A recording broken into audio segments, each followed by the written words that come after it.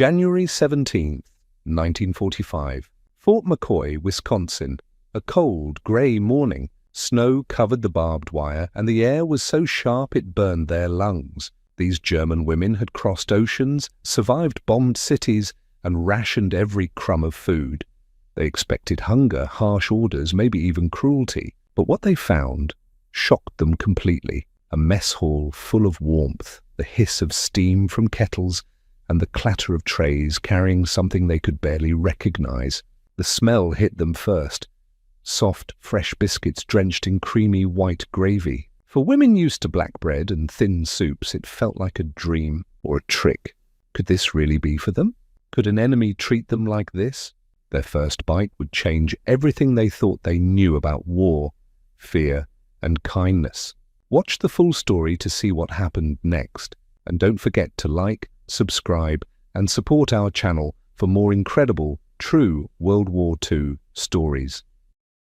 The German women arrived in America tired, hungry, and unsure of what would happen next. Many had been captured in North Africa, taken from radio units, medical teams, or clerical groups. They were not hardened soldiers, but they had lived under a system that taught them one lesson very clearly. An enemy never shows kindness. As the train doors opened at Fort McCoy, the cold Wisconsin air rushed in sharp and heavy. Some women pulled their thin coats tighter. Others stared at the snow, surprised by how clean and quiet everything looked. Most had spent the final months of the war in Europe surrounded by shortages. Food lines stretched for blocks. Families survived on small rations measured in grams. Diaries from that winter often mentioned the same things. We are always hungry, or bread must be saved for the children. One former radio operator later wrote that by 1944, meals in Germany felt more like memories than real food. So when these women crossed the ocean to the United States, they expected the same or worse: punishment, starvation, and suspicion. Instead, the first thing they noticed was order. Trucks moved steadily across the camp roads. Guards spoke calmly, using gestures more than shouts. The buildings were plain but well kept, with smoke rising gently from chimneys. For women who had traveled through bombed cities and broken train stations, this place felt strangely unreal. Inside the camp they were counted, registered, and guided through the gates. One woman whispered to another, "How long until they take our rations?" A guard overheard, but only pointed toward the barracks. Even this small moment confused them. They had been warned that Americans treated prisoners coldly, but here no one seemed eager to scare them. Still, fear stayed with them. They did not know American rules. They did not know if the guards expected strict silence or quick obedience. Every footstep felt heavy as they walked across the frost-covered ground toward their temporary quarters. Someone coughed behind them. Someone else wondered aloud, "Will we get food today?" The question hung in the air because none of them knew the answer. What they did know were the stories. Rumors had spread through German units. American camps were harsh, food was limited, and women would face harsher discipline than men. These warnings traveled across languages and borders, shaping the expectations of thousands. Many prisoners repeated the same line: "Do not trust the enemy, they will break you through hunger." But when they reached the barracks, something unexpected waited for them: warmth. The heaters inside hummed softly. Blankets were stacked on bunks. The air smelled faintly of soap and wood, not fear. One of the women would later recall, "It felt wrong to relax, as if someone might shout at us for it." This moment of mixed feelings, fear, relief, and uncertainty, became the emotional starting point for their new reality. They had arrived expecting the worst, but already small details challenged everything they thought they knew. Outside, the snow kept falling in slow, white flakes. Inside, they tried to understand the strange truth forming around them. America was not acting like the enemy they had been taught to imagine. Soon, the next quiet surprise would come from a place none of them expected: the dining hall. The first time the German women walked toward the American mess hall, they moved slowly, unsure if they were even allowed inside. A bell rang across the camp, metal and clear in the cold air. Dozens of prisoners stepped out of their barracks, forming lines without being pushed or shouted at. This surprised the women immediately. In Europe, food distribution had become tense and chaotic. Here, everything felt calm, almost too calm. As they reached the building, warm air drifted through the open doorway. It carried smells they did not recognize, something buttery, something rich, something warm enough to cut through the winter wind. One woman whispered, "It smells good," almost as if she expected someone to correct her. Another stared at the steam rising from inside and said softly, "Is this really for us?" Inside, the hall was bright and organized. Wooden tables were cleaned, metal trays stacked neatly, and American cooks moved with quick, practiced steps. The sounds were steady, pans clanging, ladles scraping pots, boots sliding across the floor. For women who had spent months hearing only distant explosions or rushed footsteps through damaged buildings, these ordinary kitchen sounds felt strange and comforting at the same time. They watched the American soldiers finishing their breakfast. Plates carried soft bread-like pieces covered in a thick white sauce. The women had never seen anything like it. German breakfasts were usually simple: rye bread, a little butter, maybe a slice of cold meat if it was available. A warm breakfast with heavy sauce and soft bread was completely outside their experience. The cooks, noticing the women lingering near the doorway, exchanged confused glances. Finally, a guard walked over and said, "Go on, there is food." His voice was calm, almost friendly, but the women still hesitated. They had been warned that asking for more food could lead to punishment. They didn't want to make a mistake. One woman, braver than the rest, stepped forward. Her voice was quiet, nearly a whisper. "Are there leftovers?" The guard blinked in surprise. To him, leftovers simply meant food that hadn't been taken yet. But to the women, leftovers meant hope, something that might still be allowed after soldiers finished eating. He smiled and repeated, "Yes. You can have some. You'll like it." His casual kindness created another moment of confusion. The women looked at each other, unsure if they correctly understood him. But the smell of the food pulled them forward. As they lifted the trays, the warmth spread through their hands. They followed the line, watching cooks scoop scrambled eggs, oatmeal, and the mysterious biscuits covered in thick white gravy. A few women exchanged nervous glances. One whispered, "Is it sweet? Is it salty?" Another said, "Maybe it is for dessert." None of them could guess the taste from the look alone. When they finally sat down, the benches creaked beneath them. The hall felt too open, too safe, and too strange all at once. They touched the biscuits with their forks, testing the texture. It was soft, almost doughy, nothing like German bread. The gravy smelled peppery, creamy, and unfamiliar. One woman leaned closer and said, "It looks like paste."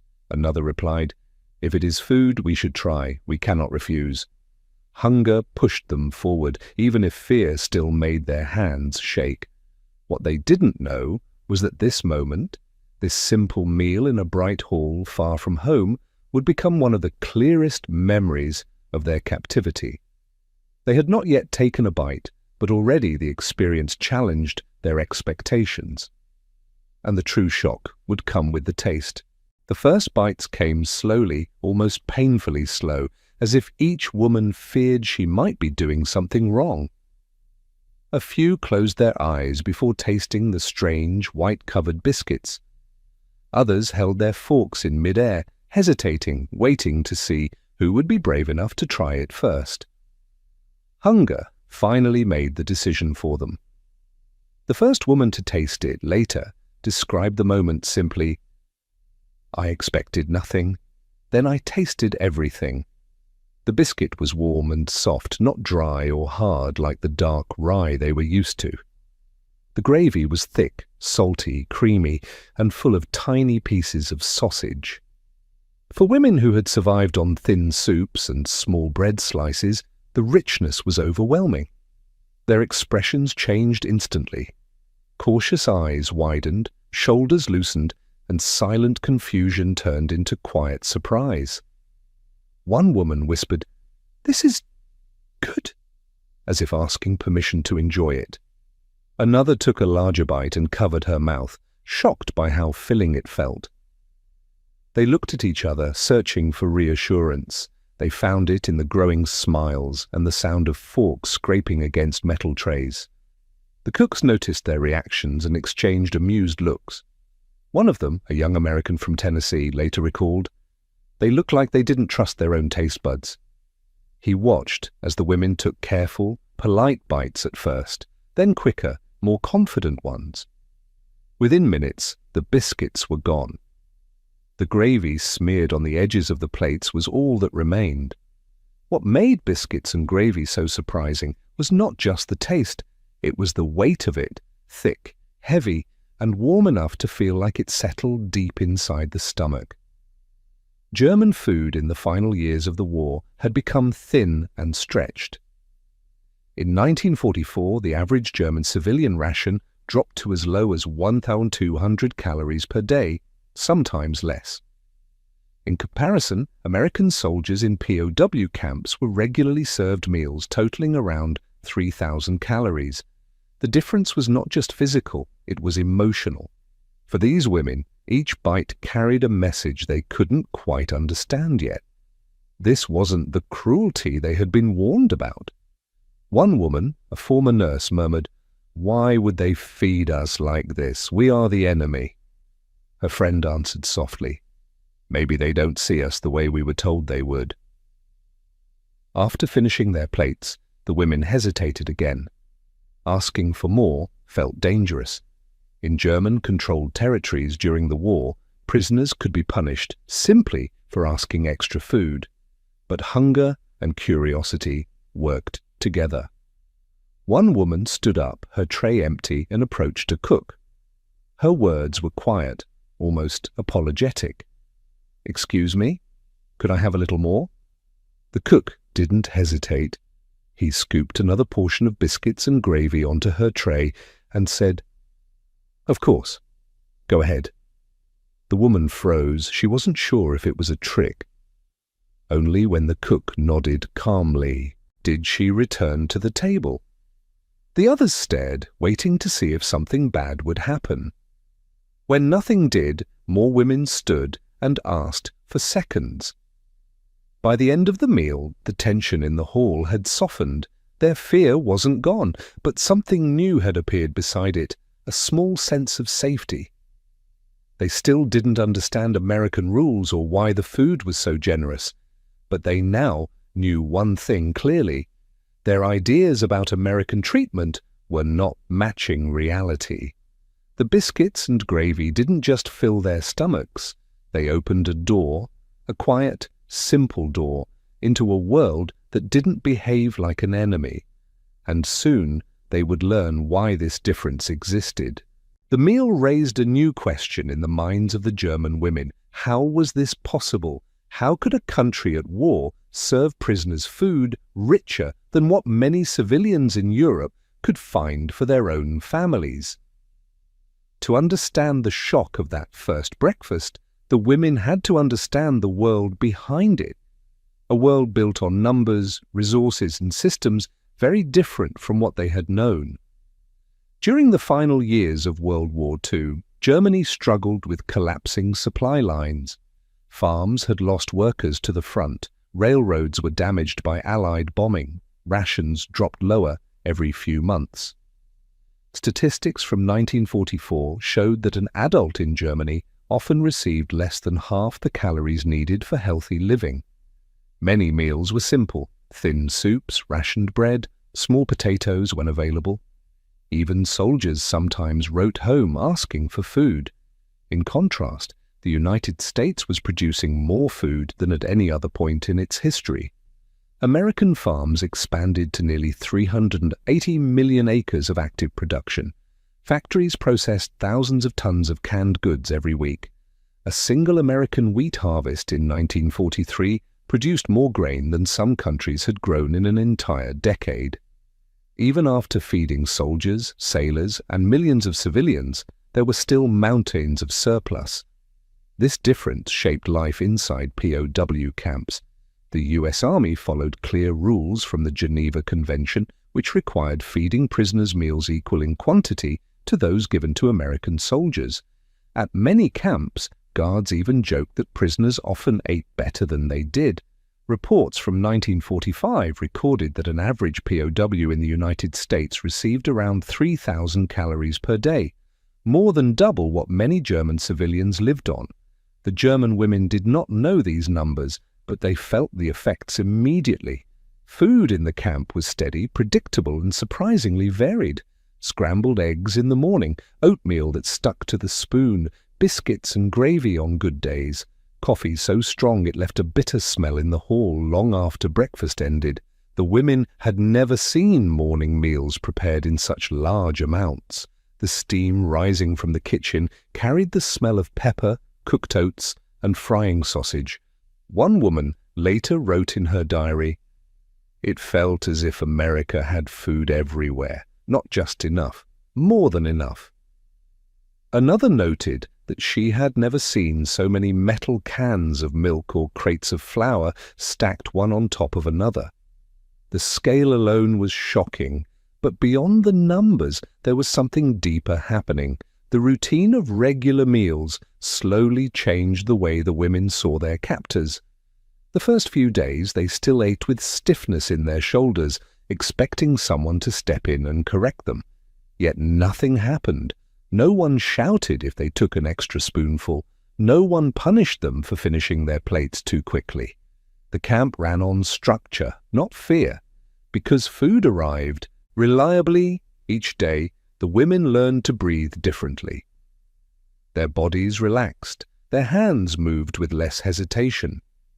Even their conversations changed. Breakfast became a moment of quiet relief.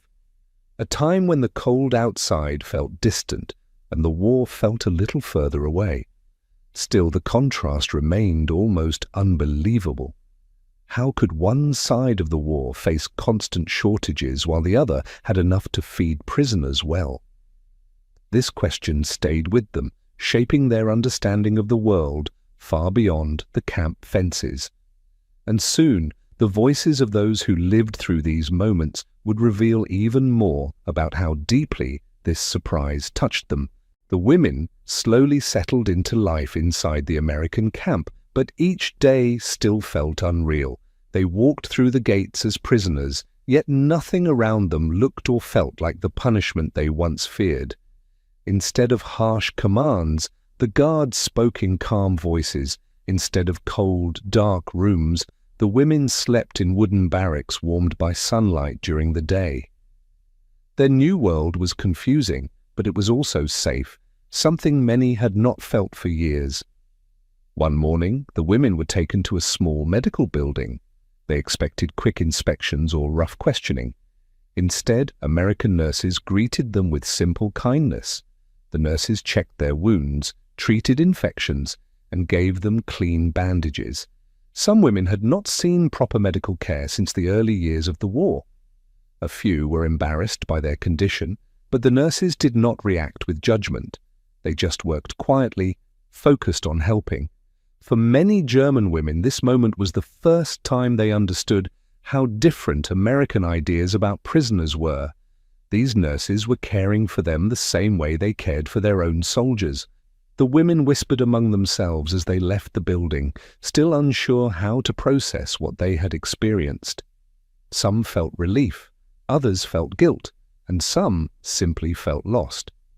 Food also became a daily reminder of their new environment. The meals were simple: beans, bread, potatoes, soup. But they were filling, warm, and served on time. Hunger was no longer an enemy. After years of war shortages, these consistent meals felt almost luxurious. One woman quietly admitted that she had not eaten this well since before the conflict began. Another wiped away tears as she tasted fresh fruit for the first time in months. The Americans expected the prisoners to work, but only within their abilities. They cleaned camp areas, helped in the kitchen, or worked in small workshops. These tasks were not punishment. They were routine duties that gave structure to the day. The guards supervised, but from a distance. Conversations were possible. Small jokes were shared. Over time, the atmosphere became more human than hostile. Some guards even taught the women English words. They practiced simple phrases like "good morning," "thank you," and "work finished." The women answered with German words in return. These exchanges did not erase the realities of war, but they softened the space between two sides that had once seen each other only as enemies. As weeks passed, the women learned more about American life. They noticed how local women walked freely near the camp without fear or strict control. They saw newspapers with stories that criticized politicians openly, something impossible back home. They heard radio programs filled with music, humor, and lively discussions. These small glimpses showed a society where voices were not silenced and where daily life was not shaped by constant propaganda. At night, the women often talked quietly in their bunks. They discussed how different everything was from what they had been told. They remembered the warnings from Nazi officers who claimed that Americans were brutal and treated prisoners like animals. Now they realized those stories had been lies meant to frighten them. The truth they were living was completely opposite. Still, the women felt a deep tension. They were grateful for the humane treatment, yet they knew they were still far from home. They did not know how long they would stay in this camp or what awaited them when the war ended. Some feared returning to a destroyed homeland. Others wondered whether their families had survived. Hope and fear blended together in their minds, creating a quiet weight that followed them each day. But one thing was now certain. Their understanding of the world had changed. The American camp had challenged everything they thought they knew about enemies, freedom, and the meaning of humanity in wartime. As spring turned into summer, the women slowly developed a routine inside the camp. Life was still restricted, but it began to follow a pattern they could understand. Each morning, the bell rang, and they stepped outside for roll call. The air was cool, the ground slightly damp, and the guards stood quietly with their clipboards. No shouting, no threats, just a simple count to make sure everyone was safe and accounted for. After roll call, the women went to the dining hall. The building smelled of bread and boiling coffee, a scent that reminded many of calmer days before the war. The American cooks moved quickly behind long counters, serving plates with the same energy they used for their own soldiers. Some prisoners nodded politely, still unsure how friendly they were allowed to be. Others whispered soft "thank yous" in English, hoping the pronunciation was correct. Work assignments filled the next hours. Some women were sent to the laundry room, where steam rose from metal tubs and clean clothes hung in neat rows. Others worked in small vegetable gardens that the camp used for extra food. A few helped in areas where basic repairs were needed. The tasks were not heavy, and the guards did not rush them. The goal was simply to keep the camp organized, but the real changes happened during the quiet moments, those brief pauses when the women could step away from their duties and simply observe. They saw American women outside the camp riding bicycles, carrying shopping bags, or chatting freely with friends. Their clothing was simple but practical. Their movements were relaxed, as if the war had not pressed on their lives in the same crushing way. For many German POW women, this sight was powerful. Back home, life under the Nazi regime had grown more controlled each year. Conversations were watched, opinions were monitored, people learned to hide their thoughts. Here, in the United States, everyday life seemed open and unguarded. Differences were discussed without fear. Mistakes were not punished with terror. The women felt as if they were witnessing a different kind of world, one shaped by trust instead of fear. Inside the camp, even newspapers offered an unexpected lesson. Some guards left copies behind after reading them, and the women studied the pages with curiosity. They saw reports criticizing the government, questioning military decisions, and debating public issues. This level of open disagreement was shocking. It showed that Americans could challenge authority without being labeled as enemies of the state. One evening, after the sun dipped behind the horizon, the camp held a small movie screening. The projector flickered as it played a simple comedy film. The women laughed at jokes they barely understood, letting the sound of happiness replace the constant tension they had carried for years. For a short time, the war felt far away. Yet even in these peaceful moments, a shadow remained. The women worried about what the future held. Rumors spread through the barracks the war might be ending soon. Some whispered about surrender, others feared what would happen to their families. They wondered whether Germany would still be recognizable by the time they returned. They pictured ruined streets, empty homes, and loved ones lost in the chaos. At night, many struggled to sleep. The beds were comfortable compared to what they had known during the final months of the war, but their minds were restless. They replayed memories of air raids, hunger, and the long journey that brought them here. Even as they adjusted to camp life, trauma from the past still shaped their thoughts. Still, something remarkable was happening. The women were slowly rebuilding their sense of identity. They were no longer only prisoners or victims of a collapsing empire. In the safety of the camp, they found moments where they could breathe, think, and even hope. The simple acts of reading, gardening, or learning new words helped them feel human again. As days continued, they also formed quiet friendships. They shared stories in whispers after work, traded small items, and comforted one another when fear returned. These bonds became essential, helping them survive the uncertainty of each new day. What none of them knew was that the next major change in their lives was approaching, a moment that would reshape their future and reveal a truth they never expected. Days passed quietly, but an unusual tension slowly grew inside the camp. The guards moved with more urgency, and the officers held longer meetings in their offices. Even the American cooks whispered among themselves. Something was happening beyond the fences, something bigger than the daily routines the women had grown used to. One warm afternoon, the women were gathered outside after finishing their work duties. The sky was bright, and the sound of distant radios carried through the open windows of the guard towers. Suddenly, the radios began to broadcast the same message across the camp. The tone of the announcement was serious, steady, and clear. Germany had surrendered. The women froze. Some lowered their tools, others covered their mouths. For a moment, the camp grew completely silent. The war, the force that had controlled every part of their lives, was officially over. Most women did not know how to react. Part of them felt relief. Another part felt fear. Their homeland had collapsed, and everything familiar was now uncertain. They wondered if their families had survived the last months of fighting. They wondered what waited for them on the other side of the ocean.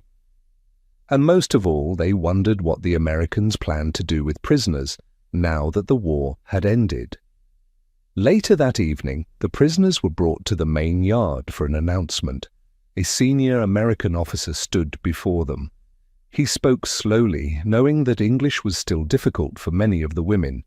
He explained that the war in Europe was finished. The fighting had stopped. The violence had ended.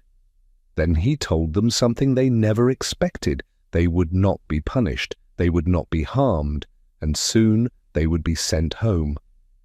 Many women stared at him in disbelief. Everything they had been taught back in Germany, every warning, every rumor had said the opposite.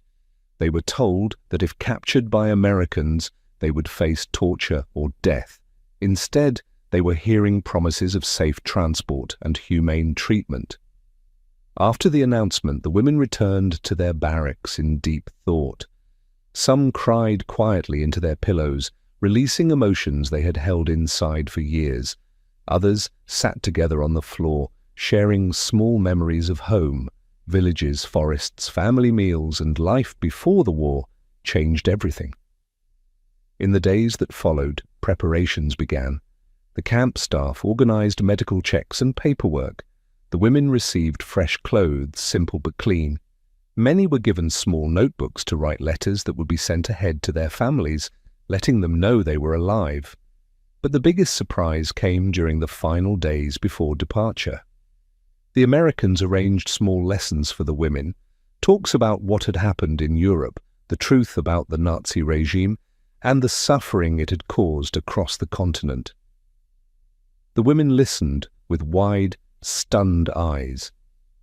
Some had believed the propaganda they were raised with, others had suspected the truth but feared speaking about it. Now the reality was laid before them openly, without fear or punishment. These sessions shook them deeply. They understood, maybe for the first time, why the world had fought so hard. They understood why the Americans treated them kindly, not because they ignored what Germany had done, but because they separated innocent people from the actions of a regime. This realization struck them harder than any weapon could. They had survived the war, they had survived capture, but now they had to face the truth about their own country. The American kindness no longer felt confusing. It made sense in a new way. The guards were not acting soft. They were acting according to principles, humanity, fairness, and responsibility. For many of the German women, this was the most shocking revelation of all. As the day of transport approached, the women stood by the gate with their small bags. Some looked nervous, others hopeful. None of them were the same people who had first stepped into the camp months earlier. They now carried something they could never forget, a new understanding of the world shaped not by fear, but by the truth and by the unexpected kindness of those they once believed were enemies. The morning the women left the camp was cool and quiet. A soft fog rested over the open fields, making the guard towers look like faint shadows in the distance. The women stood in small groups, holding their simple bags and wearing the plain clothes the Americans had issued for travel. No chains, no harsh commands, only calm instructions and gentle reminders to stay close together. As the trucks pulled up, many women looked back at the camp one last time. It had been a place of fear on their first day, but now it held memories of safety, warmth, and unexpected kindness. They remembered the meals that had surprised them, the medical care that had healed them, and the small moments of humanity that changed how they understood their former enemies. When the engine started, the women climbed into the trucks. The seats were wooden and uncomfortable, but they did not complain. Their minds were too full. Some stared out the back, watching the camp disappear slowly behind them. Others looked ahead, thinking about the long journey across the ocean and the uncertainty waiting at home. The convoy moved through small American towns on the way to the port. People stood along the streets watching in silence. A few waved politely. Children pointed curiously. The women felt exposed but not threatened. They had grown used to the idea that Americans could look at them without anger. In fact, many faces showed sympathy, not hatred. At the port, the women saw the large transport ship that would take them back to Europe. It was massive, made of steel, with a wide deck and towering sides. The sound of the waves hitting the hull mixed with the cries of seagulls. For some women, it was the first time they had seen the ocean up close. The sea air was cold but refreshing. American officers guided them up the ramp. One officer handed out small envelopes, short notes with information about their destination and what to expect when they arrived. The notes explained that Europe was rebuilding, that many families were displaced, and that the women would need patience and strength for the days ahead. Once on board, the women were led to simple cabins with metal bunks. The rooms were crowded but clean. The ship carried not just German women, but hundreds of POWs from different units and regions. Yet even here, the rules were fair. The crew treated them with respect. Meals were cooked on time. Medical staff checked on those who felt seasick. During the long voyage, the women sat on the deck whenever the weather allowed. They talked about the war with new honesty. They spoke about the lies they had once believed, the fear they had lived under, and the strange relief they felt when they realized their captors were nothing like the monsters they had been warned about. Some women admitted that their time in America had changed their hearts. They did not suddenly agree with everything about American culture, but they understood it in a way they never had before. They had seen freedom up close, freedom of speech, freedom of movement, freedom to question authority. They realized these freedoms shaped the American way of life, and they could see how powerful that was. Others wondered what Germany would look like when they returned. Would their towns still stand? Would their families be alive? Would their country ever be the same? These questions filled the women with worry, but they also carried something new. The belief that life could be different from what they had known. As the ship neared Europe, the coastline slowly appeared through the morning mist. The women felt their hearts tighten. They were home, yet changed forever. They walked down the ramp onto European soil with heavier memories but clearer understanding. They had arrived as prisoners. They returned as witnesses, women who had seen a different side of the world and learned truths their leaders had once hidden from them. The greatest shock of all was realizing that their enemy had treated them with dignity, even when the war was at its darkest. This was not propaganda. This was reality, one they would remember for the rest of their lives. In the months that followed their return, the women quietly shared what they had seen in America. Their stories often surprised neighbors and families who still carried fear and anger from the war years. The women spoke about warm meals, fair rules, and the simple humanity they received inside a place they expected to be cruel. Little by little, their experiences helped break old beliefs shaped by years of propaganda. They understood now that strength did not always come from power or control. Sometimes it came from kindness, generosity, and respect. They had left Germany as soldiers shaped by a harsh system. They came back as women who had seen another way of living, one built on freedom, fairness, and dignity.